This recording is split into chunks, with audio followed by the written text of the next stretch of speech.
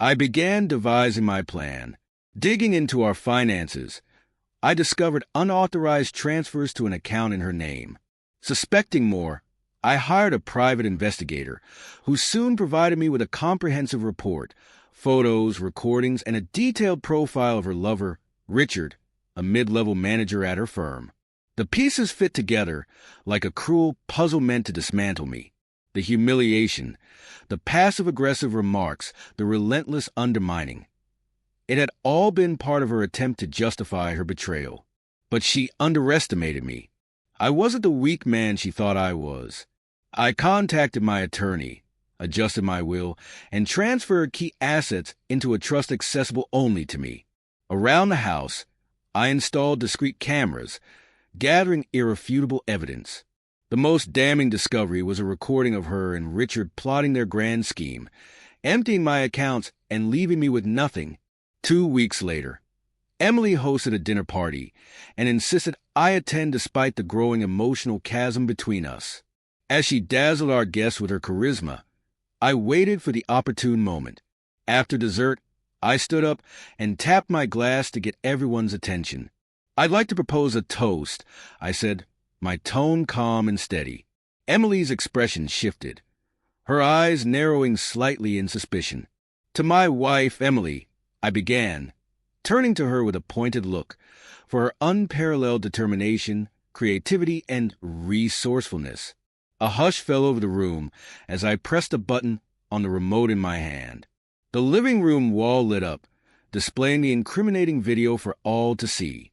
Gasps rippled through the crowd as Emily's betrayal unfolded in vivid detail, her lover's voice unmistakable.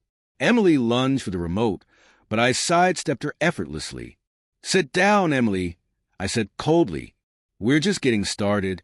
"David, you're making a mistake," she began, but I cut her off. "Save it," I said, my voice slicing through her protests. "You called me a loser, but let me show you what winning looks like." I laid everything bare. The financial trust she couldn't touch, the divorce papers I'd already filed, and the ironclad prenup that ensured she walked away with nothing. "You thought you could destroy me," I continued, my voice growing more resolute. "But you underestimated the very man you tried to break. The thing about so-called losers, we know how to turn the tables." Emily's face contorted in rage. "You think you're better than me? You're pathetic, David," she spat. Her words no longer cut me. They only fueled my resolve. For the finale, I revealed the final blow. Richard had been terminated after an anonymous tip to HR exposed their affair. His marriage, too, was in ruins. "I'm done being your scapegoat, Emily," I said firmly. "This is your mess to deal with now." Fuming, she stormed out of the house, slamming the door behind her. The silence that followed felt like a bomb, a long overdue peace settling over me. In the weeks that followed, Emily's world crumbled. She lost her job, her reputation, and the friends who now saw her true nature. Meanwhile, I found solace in rebuilding my life, a life no longer tainted by deceit or manipulation. The divorce was finalized quietly, and I sold the house we once shared. Starting anew was daunting, but strangely liberating. One evening, as I sat in my new apartment, the city skyline stretching before me, I reflected on the journey that had brought me here. I wasn't a loser. I was a survivor, a man who had faced betrayal and emerged stronger on the other side. Emily's voice occasionally echoed in my mind, but it no longer held any power. The truth was, I had won. Not because of revenge, but because I had walked away with my dignity intact, leaving the shattered remains of betrayal behind. They say success is the best revenge, but the real triumph lies in reclaiming your life and moving forward. Unburdened and undefeated, I began to plan. I dug through our financial records and uncovered unauthorized transfers into an account under her name. Determined, I hired a private investigator who provided me with photographs, recordings, and a comprehensive dossier on her affair with Richard, a mid-level executive at her company. Slowly, the pieces fell together like a puzzle designed to destroy me.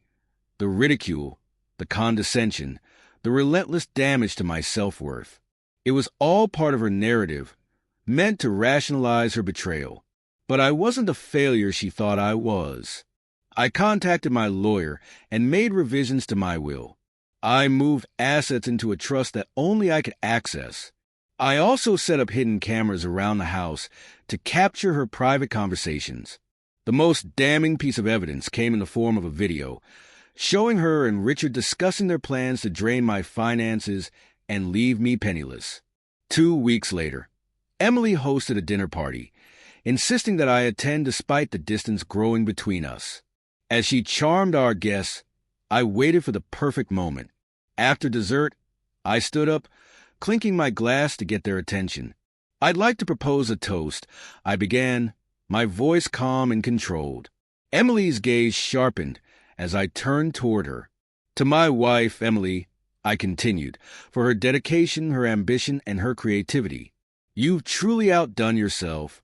The room fell silent as I clicked the remote, projecting the video onto the living room wall. Gasps filled the space as her betrayal unfolded before her friends. Her lover's voice was unmistakable. Emily lunged for the remote, but I stepped aside. "Sit down, Emily. We're just getting started," I said, my tone unwavering. "David, this isn't—" "Save it," I interrupted, my voice cutting through her protests. "You call me a loser, but let me show you what a winner looks like." I laid it all out. The financial trust, the divorce papers already filed, and the prenup that would leave her with nothing. "You thought you could ruin me," I continued, my voice rising with confidence, "but you underestimated me. That's the thing about so-called losers. We know how to turn the tables in our favor." Emily's face twisted in fury. "You think you're better than me? You're pathetic, David." Her words no longer stung. They fueled me. But the real climax came when I revealed the final blow.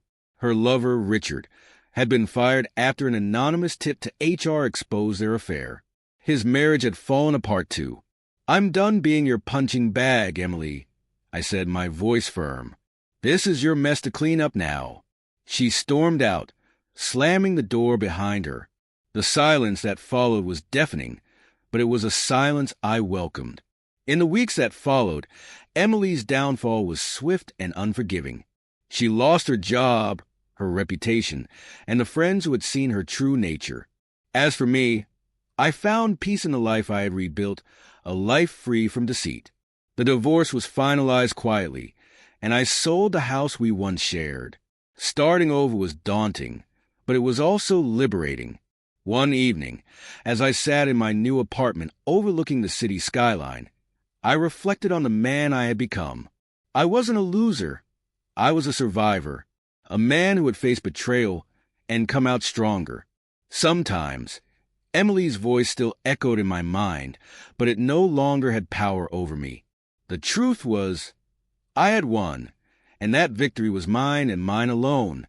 They say success is the sweetest revenge, but the real triumph is walking away with your dignity intact, leaving behind the shattered remnants of betrayal.